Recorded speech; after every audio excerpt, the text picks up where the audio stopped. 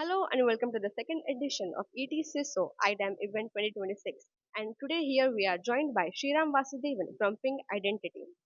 Thank you for joining us, sir. So my first question to you is, like today in the security world, the most of the threats are identity led. Okay, so like how do you rethink the trust, access, and verification as a CISO leader? That's an interesting take. I really love it. So today, identity leaders, how they should see is that all these authentication accesses, how we see who has what privileges, are they oversubscribed or undersubscribed, has to be a continuous process. It should not be taken definitely or assumed as a one time or one touch point.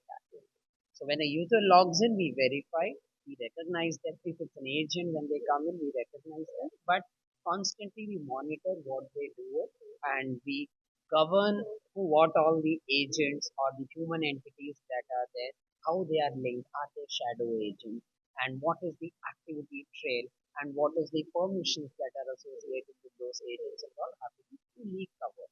There should be a platform, an extended identity fabric platform that covers all these aspects. Most importantly, there should be a continuous verification of the adversarial things that whether our human identity or our new friend, first class AI identity agents are doing.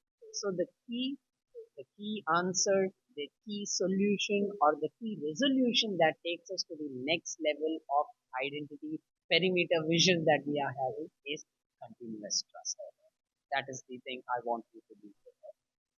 So, like, what is the one advice you would like to give to CIOs and CISO leaders to rebuild and think for the future, for the upcoming next 3 years?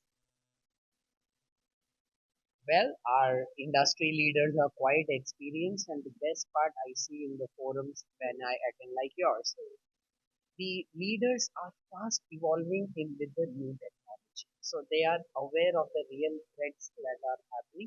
At the same time, they are mindful of the governance and audits that come, which is part of their portfolio to take care that a company has a good security posture.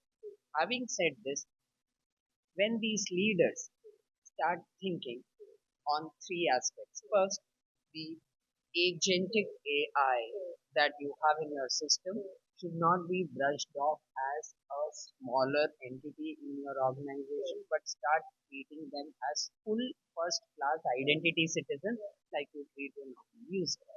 Then that way there will be stronger guardrails, stronger governance for all these entities that are there in your organization. Secondly, for human identities as well as for non-human identities, there should be a continuous uh, trust evaluation process going on.